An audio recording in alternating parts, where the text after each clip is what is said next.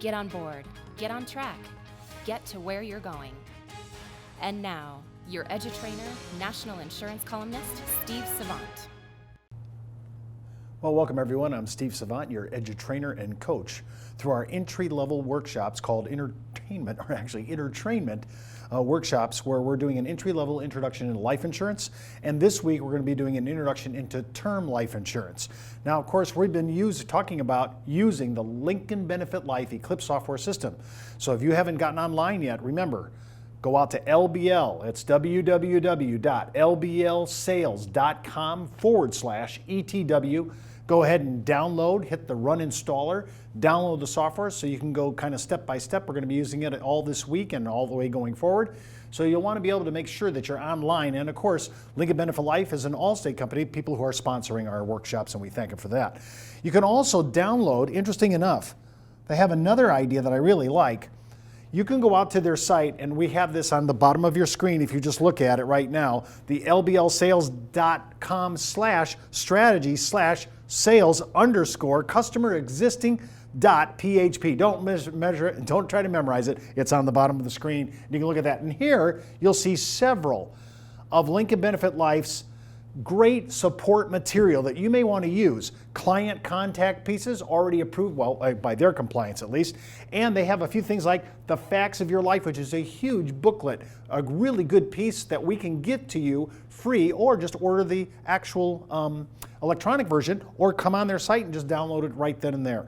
So that's another giveaway that we're doing with LBL. It's an excellent tool, and we want you to look at that. And remember, all our courses that we're talking about, all of them, if you say, Steve, I forgot where, I didn't get to the front end of the course or the workshop, it's always, you go out to our site, www.brokersalliance.com, go right to our on-demand video sites, and you can look at all our videos, and that's what will be it'll really be a good help for you. Now, today when we're talking about term, and if you remember this, I already kind of spoke about this. It's kind of cool. We talk about term in this way. I broke it out into an acronym. Temporary, expense, reimbursement money.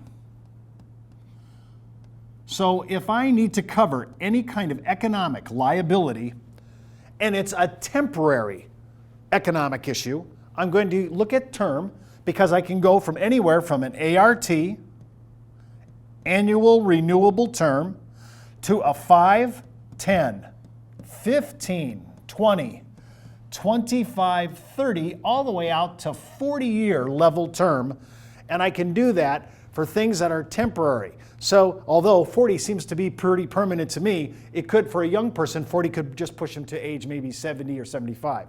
So when I'm looking at term, I'm looking at what do I need to cover, what's the economic loss, and is the economic loss a temporary exposure? If it's a temporary exposure, I'm going to look at term insurance.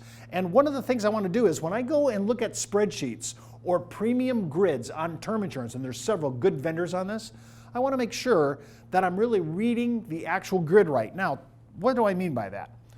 You might have a term spreadsheet or grid, and we're going to show you one here a little bit. And a couple things I want to bring to your attention when you go to the grid, because all spreadsheets, not only are they not created equal, but there's kind of misleading information there, and you want to make sure that you're at least aware of some of these issues. The first issue is underwriting. I have noticed in my 30-year career that when you look at grids or spreadsheet pricing, that there's several carriers that advertise at the top area of health classification. Remember, we've talked about this before. Super preferred, preferred plus, preferred non-smoker, standard plus, and standard. When I'm looking at those, I notice that there's several carriers that actually always win the spreadsheet war, but every time I go to take the case to underwriting, it's really the next level down. So even if I try to do some pre-qualification, even if I try to do some questions on the Part 2 medical app to try to qualify the client where I think he's going to lay out in the health classification offer, generally 2 or 3 of these carriers wind up at the top of the grid, but technically I already know that the odds of getting that price tag is pretty remote. So the first thing I want you to remember before we go out to the grids today is underwriting. It's an issue. And if I'm not going to get it, then sometimes I'll give if I'm sending a grid out to a client or a CPA, a fiduciary, I give them a heads up. They win the premium wars, but I don't think I'm going to get the underwriting issue. And that's a critical issue. Another one is conversion.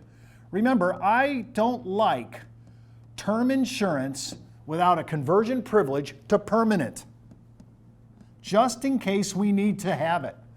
And the reason I bring this up is because not all term on the term spreadsheets convert. They are strictly and really straight up term insurance and have no convertibility. It's really important to have that feature. The feature really doesn't cost any more money, so I don't know why people don't price it this way, unless my third point is that the product in and of itself is not competitive. And that brings me to my third thing. They may have indeed a conversion privilege, but what is the product? What does the permanent product look like? Is it really a good one? For example, the last two cases I saw, and they're older cases, they're about 8 years of age, they gave conversion privileges, but the actual product they converted to was really not good. So I recommended that if the client could pass, and they could pass an actual physical and have a better rating, that they might do better with another carrier. If I was stuck here, I might have to be stuck with a product that's really not good, expensive cost of insurance, just a lot of things that I don't want to deal with. So I kind of want to look at that. And of course, we don't know what the future is going to bring. It's possible that carriers could change their product line, but I guess I'm trying to look at carriers who have a history of always providing edgy, permanent products, whether it's UL-based, VA, VUL, IUL, whole life. I just want to see, do I have a decent product to convert to? So with that said, I want to go back out to our web, and I want to go over to one of our featured sites right now. And let's see if I can go right to that. Okay, so we're on the grid here, and I'm looking at one of the vendors that do spreadsheeting. What I've done here is I've selected all the top preferreds, that's super preferred, preferred plus, preferred, standard plus, and I've also selected just the 10-year level term. I've said from the inventory, I want everybody that can play in level term. Now, by little heads up here, be careful. Some of the guaranteed grids are throwing in accidental death benefit, ADB. ADB only pays on an accidental death, not on disease. So ADB, I always try to strip it out of here before I actually run the spreadsheet. And another heads up, I always exclude ROP, right? Return of premium. I can now, if I want to bid it, I could put return of premium on there, but I'm trying to see what the grids are, and not everybody offers it, and so it skews the actual timeline or the actual premium line. And I also, right now I'm showing it without any riders. At the end of our session, about a month from now, we're going to go through all the possible riders you can attach to this. Some you have to pay for, some you don't have to pay for. It's really quite excellent. So what I've done here is I've just taken a standard 45 male, super preferred, preferred plus, preferred standard plus. I've asked for $1 million worth of coverage, 10-year term, and what automatically gave that to me. So I'm going to come over here now, and I'm going to ask the computer, okay, computer, give me the complete spreadsheet here on all 4 categories with all carriers. And this is what I mean by being careful here. For example, I noticed that the 3rd position carrier is the winner at $554, and the next step up is $765. Now, as a comparison, to be fair, some of these carriers are notorious for pricing out at super preferred, and they're going to show up number 1 on their grid, and actually number 1 on every health category. If I know that going in, I'll write a small little executive summary, a couple lines, stating that the best carrier at super preferred and the rates are going to be different than what shows on this grid, because I don't think these people are very benevolent. They post super preferred, but they actually don't underwrite very often in that regard. So I always look at the grids in an underwriting situation. So in this scenario, I'm looking at all the 4 categories: super preferred, preferred plus, preferred non-smoker, and standard plus.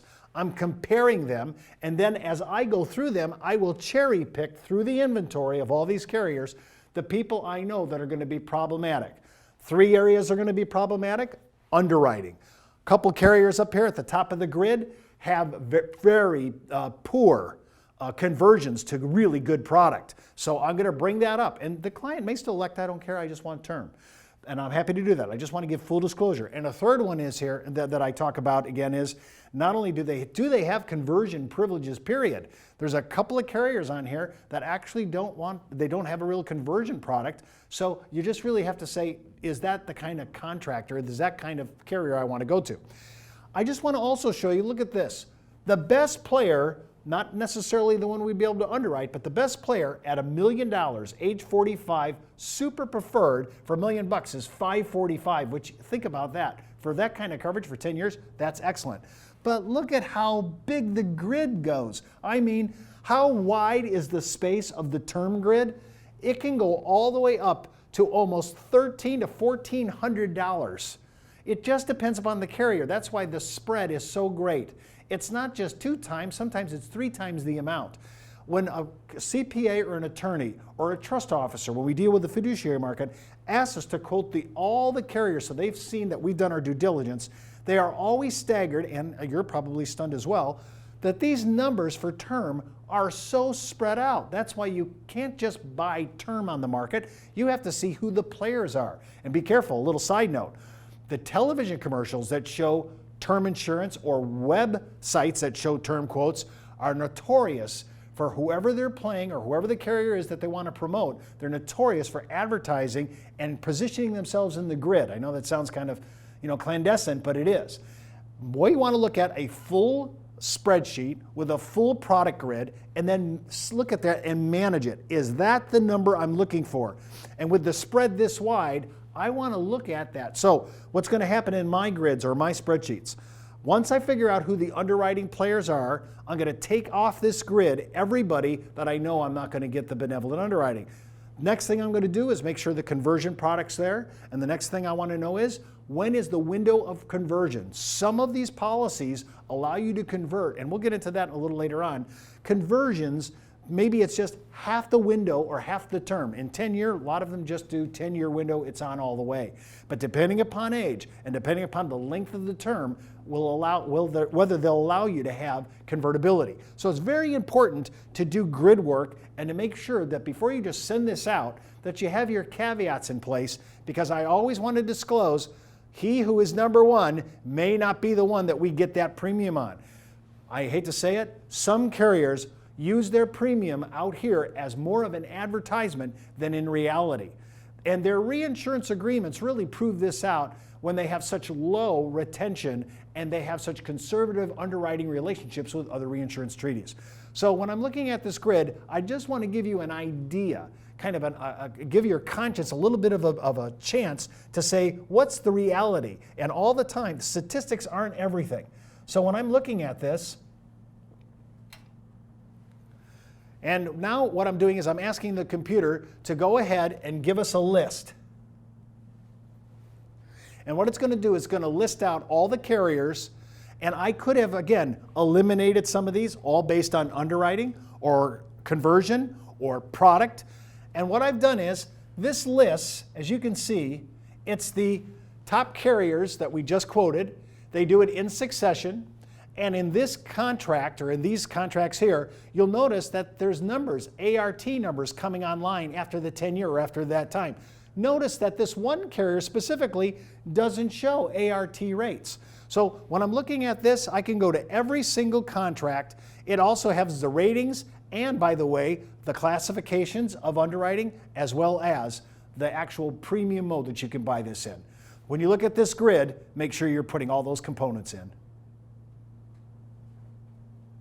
This has been an Edutrainment Workshop, the educational division of the National Insurance Clearinghouse, the marketing arm of Brokers Alliance, and sponsored by Lincoln Benefit Life, an Allstate company.